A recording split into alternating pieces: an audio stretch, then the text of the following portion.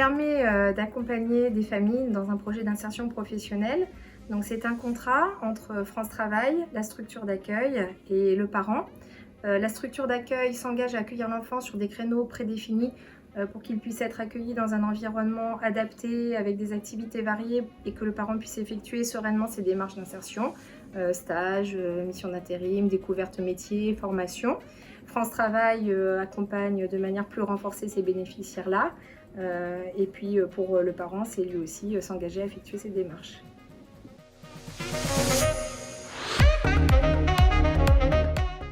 Moi, je représente l'association De l'Enfant d'Homme qui propose de la garde d'enfants en horaire décalé pour les parents qui souhaitent soit se pérenniser dans l'emploi, soit reprendre un emploi, ou soit accéder à une formation ou un stage qualifiant.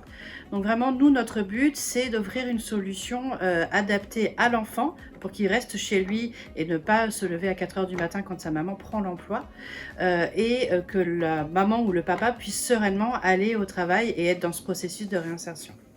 Ça permet aux équipes de reconnaître un travail qu'elles faisaient déjà d'accompagnement d'enfants et de familles dans des parcours d'insertion pour accueillir les enfants pendant des temps de formation, de stage, de mission d'intérim, de découverte métier. Aujourd'hui, ça fait l'objet d'un travail partenarial élargi, donc c'est intéressant aussi pour ça au niveau de l'équipe, avec les structures d'insertion et notamment France Travail.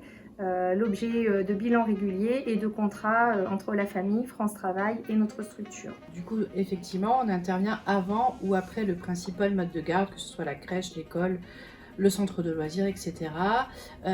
Nous, les intervenantes, vont amener ou venir chercher l'enfant. Elles sont du coup très en lien avec la garderie ou l'école et peuvent faire des bilans de situation avec la maîtresse si besoin, ou rapporter aussi les paroles du professionnel aux parents quand celui-ci n'a pas pu le voir puisqu'il était au travail. Et c'est vrai que ça a pu aussi développer le partenariat qu'on avait ensemble, puisque du coup, on peut s'appeler nous aussi directement par rapport à certaines problématiques, à certaines situations, ou passer l'information aux parents dans un sens ou dans l'autre, qui du coup vont nous contacter l'une ou l'autre. Voilà, et c'est vraiment un accompagnement global de la famille, et c'est là où c'est pertinent.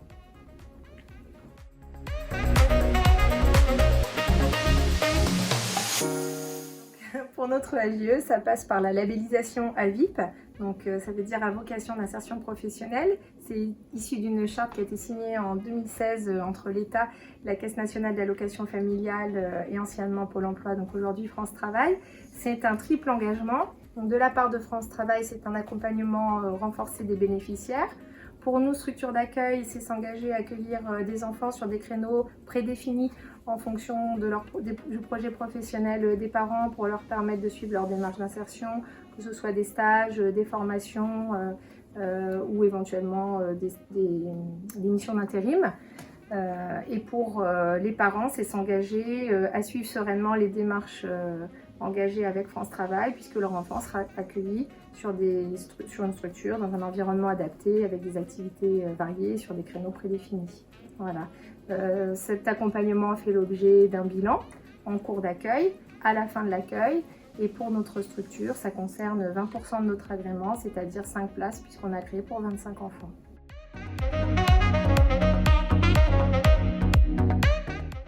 Alors, pour moi, ce qui est important de dire, c'est qu'on lève un des premiers freins à une reprise d'emploi, c'est-à-dire la garde des enfants.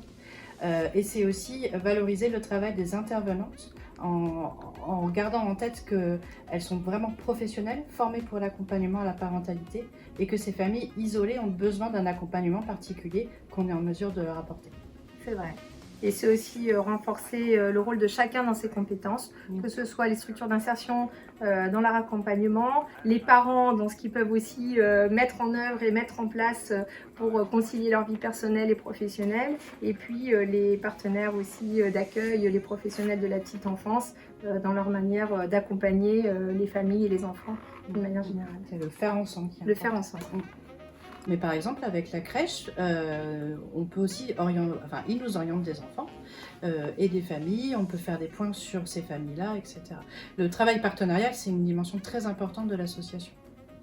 En ce qui nous concerne également, c'est pareil, sur le AGE, on a des temps de bilan avec France Travail Donc ça va plutôt me concerner moi et mon adjointe.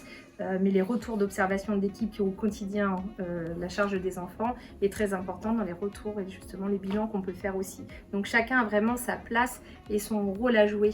Et c'est un projet qui s'inscrit, comme vous disiez tout à l'heure, vraiment dans une dynamique partenariale voilà, et pluridisciplinaire.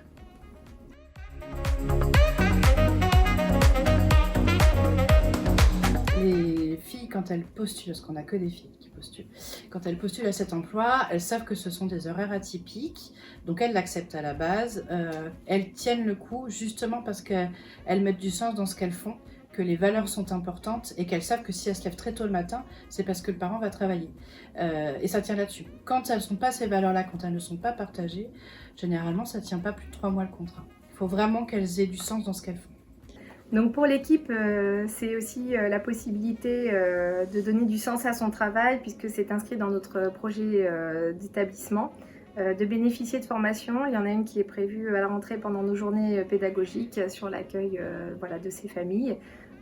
Et puis inscrire aussi l'activité de la structure dans la politique plus globale de la communauté d'agglomération.